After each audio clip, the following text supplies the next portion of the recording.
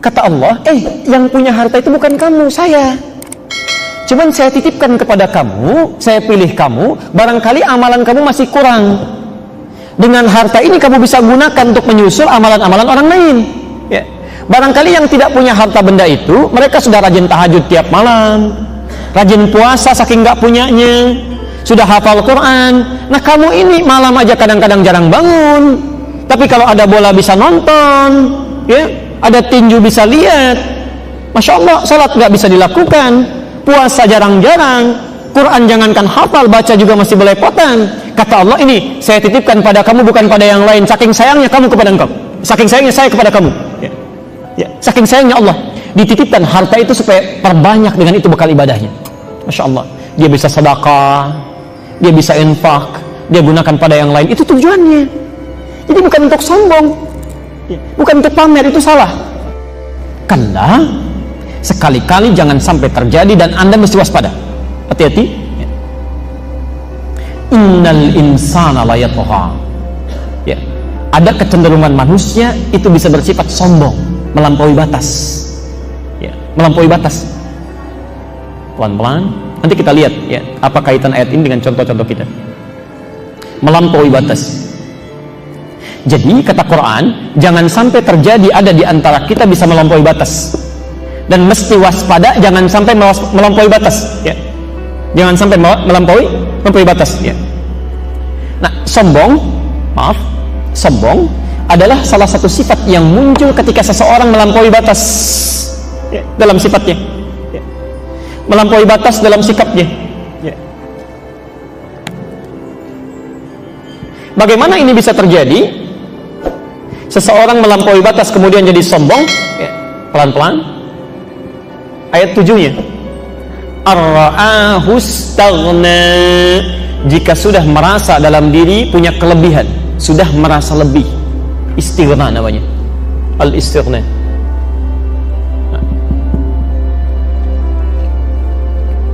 Oh, tolong fokus betul ke sini ya, fokus betul. Kata Quran, sifat sombong pertama kali bisa muncul ketika seseorang merasa punya kelebihan, merasa lebih.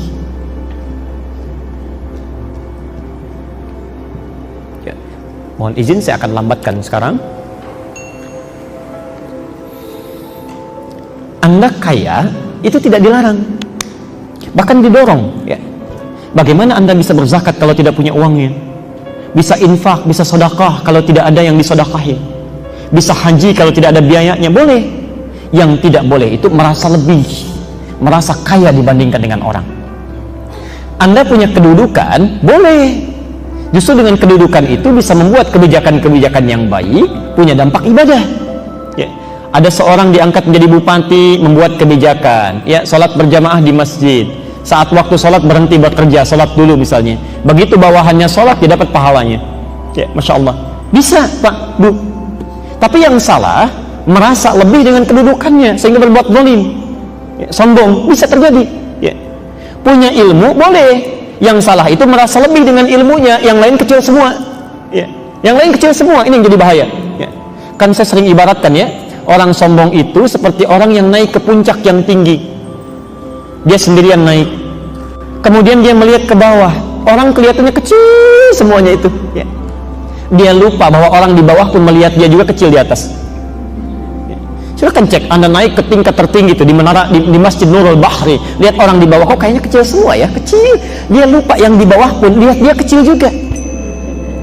Dan yang paling berbahaya, kalau dia sendirian melihat orang banyak di bawah, tapi kan yang dari bawah melihat dia itu sendirian, itu yang berbahaya. Nah, sekarang kita teruskan dulu.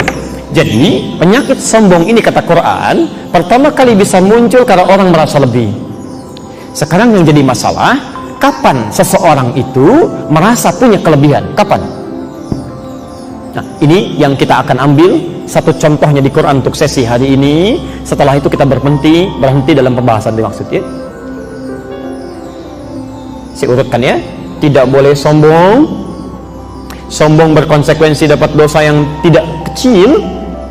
Penyebab orang sombong merasa lebih. Quran surah 96 ayat ke-6 itu. Ya, pelan-pelan. Sekarang pertanyaannya, kapan seseorang bisa merasa lebih? Ya. Apa faktor-faktor penyebab yang menyebabkan orang bisa merasa lebih sehingga bisa menjadi sombong. Baik, mari kita catat.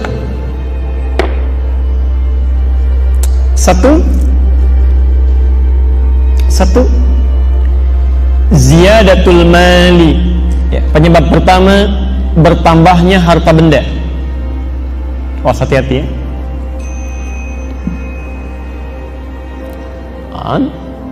Jadi pertama, ya, isyarat di Quran ditunjukkan kepada kita hal yang bisa menyebabkan seseorang punya perasaan lebih dibandingkan dengan orang lain.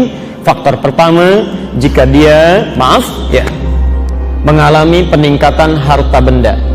Jadi kalau hartanya meningkat, awas hati-hati ya. Seseorang yang mengalami peningkatan harta, saat yang bersamaan dia akan lebih rentan diserang penyakit sombong. Ya, punya perasaan lebih.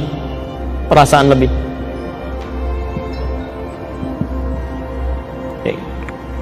Dulu saat belum punya mobil, naik angkot, kan tawadhu sifatnya, rendah hati. Begitu turun, membungkuk, begini kan. Mau keluar sedekah dulu, ini Pak, ini kembaliannya ambil aja. Kan begitu ya? Masya Allah, setelah punya mobil pribadi, punya BMW sendiri, begitu naik langsung ngangkatnya ke atas kan, tangannya langsung ke saku, jalannya begini kan. Baik, tatapannya sudah beda itu. Ini lain ya. Saya kan sering buat rumus persamaan fisikanya itu kan, F1 sama dengan F2, gaya gerak sama dengan gaya dorong gitu kan. Apa yang didapatkan itu yang keluar. Orang makan tempe dengan orang makan ayam beda gayanya, lain kan? Baik, tapi Anda juga mesti ingat dalam hukum fisika kan, gaya F berbanding lurus dengan hukum Pascal P, tekanan kan? Gaya berbanding lurus dengan tekanan. Semakin banyak gaya, semakin tertekan hidupnya. Itu pasti itu. Coba cek aja, lain ya. Ibu tas biasa bawanya begini, tas agak mahal sudah begini dia. Sama bapak juga begitu tuh ya, macam-macam ini ya. Nah sekarang karena ini penyakit, hati-hati ya, hartanya bukan penyakit. Yang jadi masalah ketika harta mulai meningkat, ini rentan datang, setan datang membawa perasaan ini ya, kamu lain dari kemarin, mesti beda, tampilan mesti lain, hati-hati. Maka dari itu ketika muncul orang mendapatkan peningkatan harta benda, Allah langsung memberikan petunjuk bagaimana caranya harta ini diarahkan pada yang bermanfaat dan terhindar dari penyakit ini ya. Maka kita lihat rumusnya di Quran surah ke-28 ayat 76 sampai ayat 80. Tadi Anda sudah catat di awal ya. Quran surah ke-28 Al-Qasas ya, ayat 76 sampai ayat 80. Kalau di mushaf standar posisinya paling kiri sebelah bawah dan halaman selanjutnya. Sudah? Oke, baik. Yuk kita ambil contoh orang paling kaya saja ya. Ya. Orang paling kaya yang disebutkan dalam Al-Quran. Kira-kira siapa? Qarun, Masya Allah, Alhamdulillah. Sampai saking kayanya sekarang masih dicari-cari hartanya. Ya. Orang kalau mencari harta ke samudra, cari harta siapa? Harta Qarun. Yuk kita lihat ayat 76 ya. Ini orang paling kaya disebutkan di Quran. Inna Qaruna kana min qaumi Musa. Sungguh kata Allah, Qarun itu termasuk kaumnya Musa ya. Di Qarun termasuk kaumnya Musa, artinya hidup di zaman Musa alaihissalam ya. Dan bukan hanya kaumnya Musa, saya pernah sampaikan di beberapa tempat, Qarun ini ternyata sepupunya Musa ya, sepupu Musa ya, sepupunya Nabi Musa alaihissalam. Jadi bapaknya Musa itu kakaknya bapaknya Qarun ya. Musa punya bapak namanya Imran, tapi bukan yang di Ali Imran ya, itu beda, lain ya. Punya bapak namanya Imran. Qarun punya bapak namanya Yesar. Nah bapaknya Qarun itu kakaknya bapaknya Musa ya, kakaknya bapaknya Musa, keturunan dari Kuhas anaknya Lewi satu di antara 12 anaknya Yakub, saudaranya Yusuf ya. Yakub anaknya Ishak anaknya Nabi Ibrahim alaihissalam, ya, bin Azar bin Nahur, ya, bin Abir bin Kinan bin Arfakhshad bin Sam bin Nuh alaihissalam, bin Mihlail bin Matusyalah bin Kinan bin Anwas bin Tis bin Adam alaihissalam. Ya. Jadi itu masih saudara. Ya. Saya tidak tahu nyambung atau tidak dengan ibu bapak nasabnya itu. Ya. Yang pasti mereka bersaudara. Qaran. Ya. Saya persingkat. Allah berikan satu titipan pada Qaran, dititipkan. Ya. Lihat kalimat Qur'annya, wa atainahu. Ya. Wa atainahu, kami berikan kepada dia, kami titipkan. Ya. Kalau bahasanya kami yang titipkan, ya Allah yang titipkan, yang punya siapa? Ingat, yang punya harta itu bukan Qarun, yang punya Allah. Tolong fokus pada runtutan rumus ini ya. Saya tuliskan satu pernyataan Qur'annya, yang punya hartanya Allah. Makanya bahasa Qur'annya kami titipkan. Wa atainahu minal kunuzi, dan kami berikan harta-harta yang cukup banyak. Oke. Hartanya banyak. Saking banyaknya, ma inna mafatihahu latanu bil usbah. Ibu bayangkan Bu ya, kunci berangkasnya saja dari hartanya ini itu tidak sanggup dipikul oleh 10 orang terkuat yang ada di zamannya. Anda bayangkan. Insyaallah. Ada orang punya harta benda, kunci berangkasnya saja itu dibawa oleh 10 orang terkuat di masanya, itu masih keberatan Pak, masih berat ya. Luar biasa kayaknya.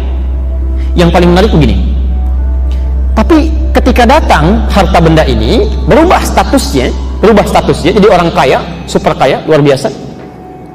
Tadi ya, peningkatan gaya hidup mulai berubah, tekanan mulai datang, penampilan mulai ingin dilihat, ingin beda dari yang lain, ya.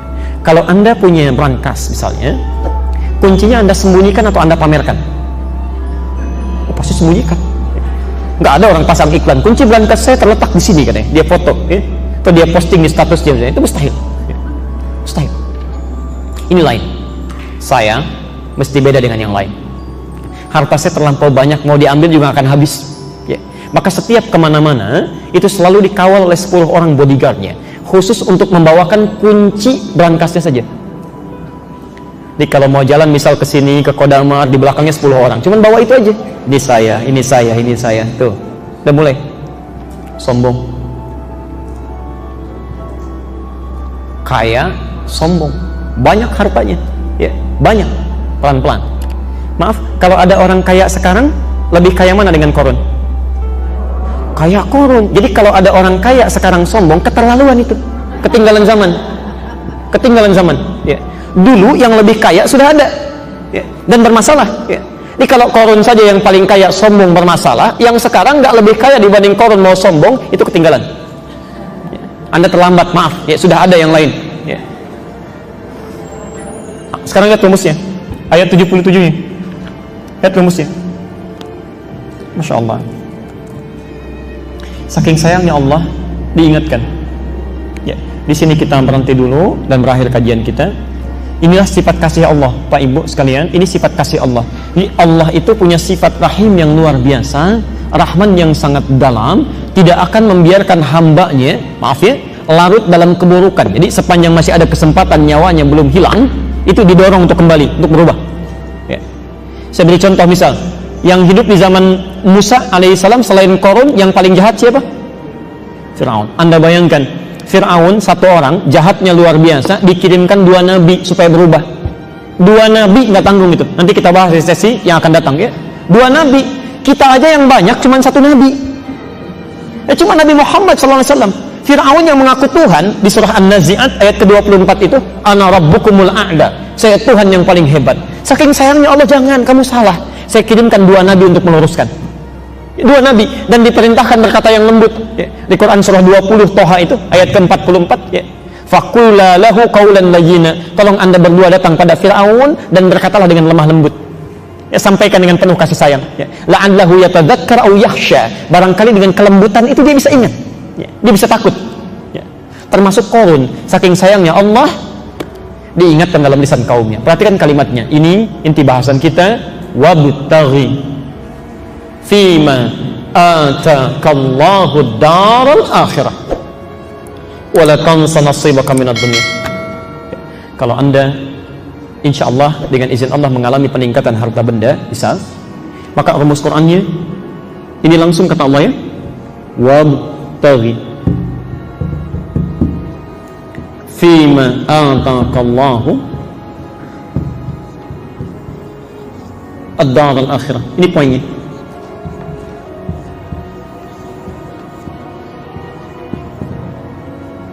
Oke. Dan kita akan berhenti di sini. Wabtaghi, perhatikan, ibtagha itu dari kata ghayah asalnya. Ghayatun artinya tujuan. Ghayatun artinya tujuan. Tujuan.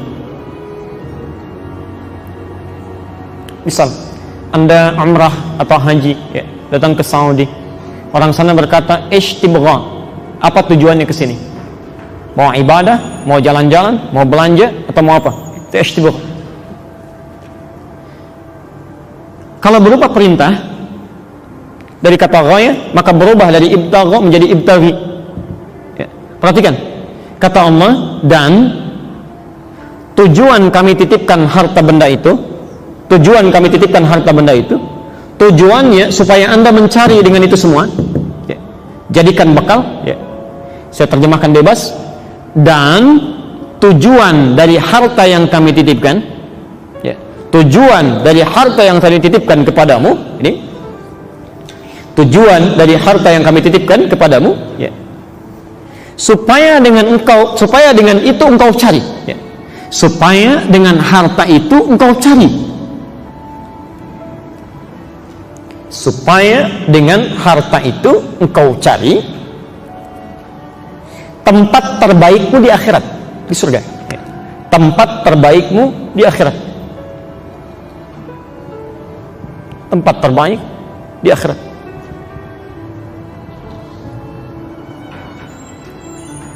Ya. Oke. Jadi maksud Quran itu begini, kata Allah, yang punya harta itu bukan kamu, saya. Cuman saya titipkan kepada kamu, saya pilih kamu, barangkali amalan kamu masih kurang. Dengan harta ini kamu bisa gunakan untuk menyusul amalan-amalan orang lain. Ya.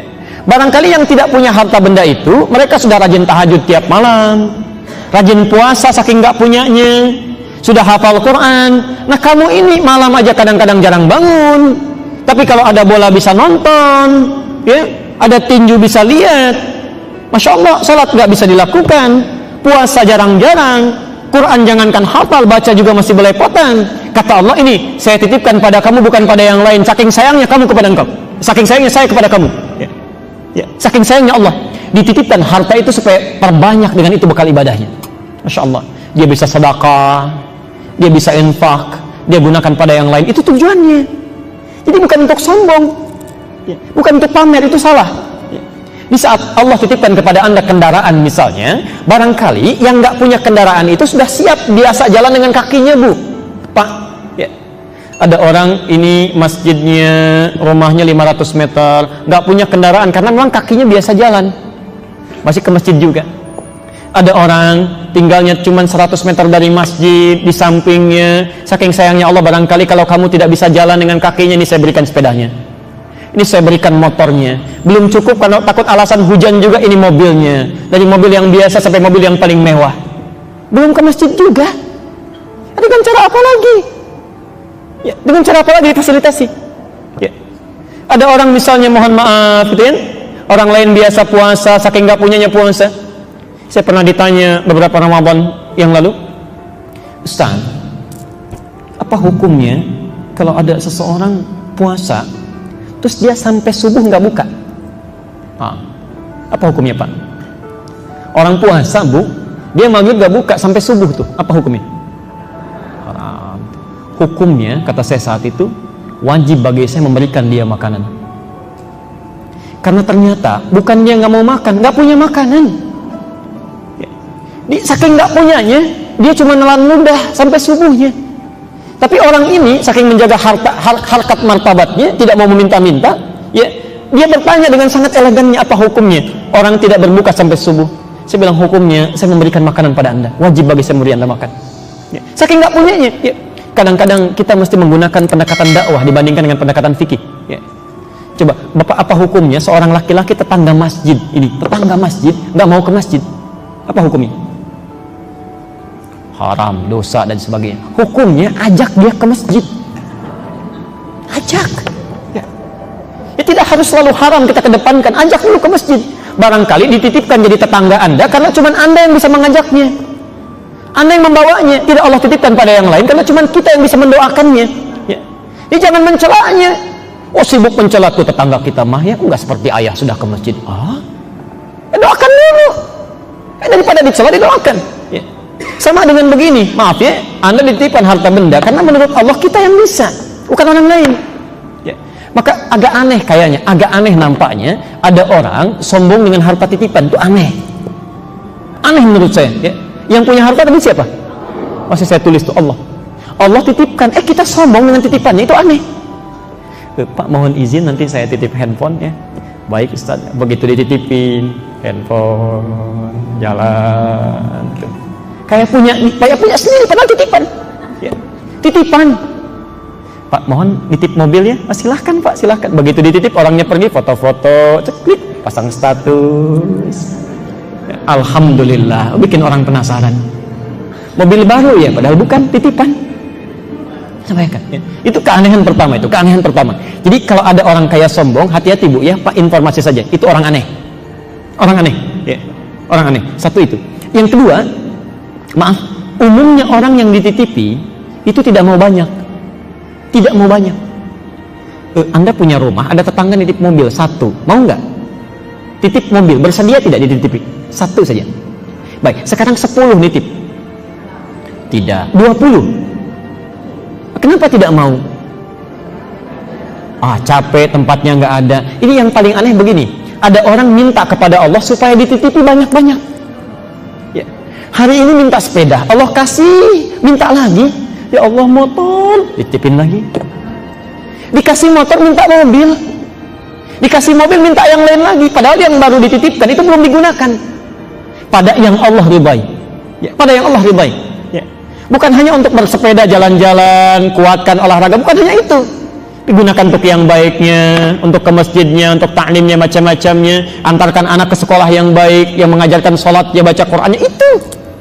Ini bukan untuk pamer, salah. Dan biasanya orang kalau ketitipan gak mau banyak, karena titipan itu sifatnya yang ketiga, pasti akan diambil.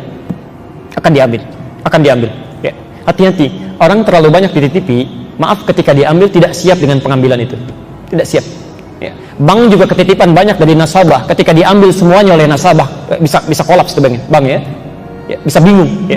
Sama ketika Anda dapat titipan terlalu banyak, tidak digunakan dengan baik, tidak tahu rumusnya, maaf terlalu bangga dengan itu, besok saat ditanya oleh Allah diambil kembali, sulit kita menjawabnya. Ya, sulit. Saya kemarin dari Auckland ke New Zealand saja, itu Masya Allah di bandaranya beda itu screening. Ya, Bapak Ibu mungkin pernah ke sana juga ya. Ada banyak hal yang tidak berlaku di sini, di sana berlaku. Ada banyak hal yang berlaku di sini, di sana tidak berlaku. Sebaliknya, ya, dibatasi. Masya Allah. Makanan nggak boleh masuk, sepatu kotor nggak boleh masuk, harus bersih dulu. Kalau hukum dunia saja punya screeningnya khusus, apalagi hukum akhirat. Ini yang nggak boleh masuk, ini harus keluar. Ini yang bisa diterima, ini yang tidak. Maka dari sekian mobil yang ada itu, sekian motor yang dititipkan, berapa yang sudah bisa mendapatkan persetujuan Allah, berapa yang belum mendapatkan ridhonya Allah Subhanahu wa taala. Karena itu saya akhiri, maaf bila Anda diberikan titipan oleh Allah Subhanahu wa taala dengan penambahan seperti tadi, maka hakikatnya itu titipan Allah supaya digunakan untuk memperbanyak ibadah, ya. Maka jangan menjadi orang aneh, siapkan itu sebagai bekal-bekal kebaikan, dan semoga Allah bisa memberikan kemuliaan kepada kita semuanya, ya. Tidak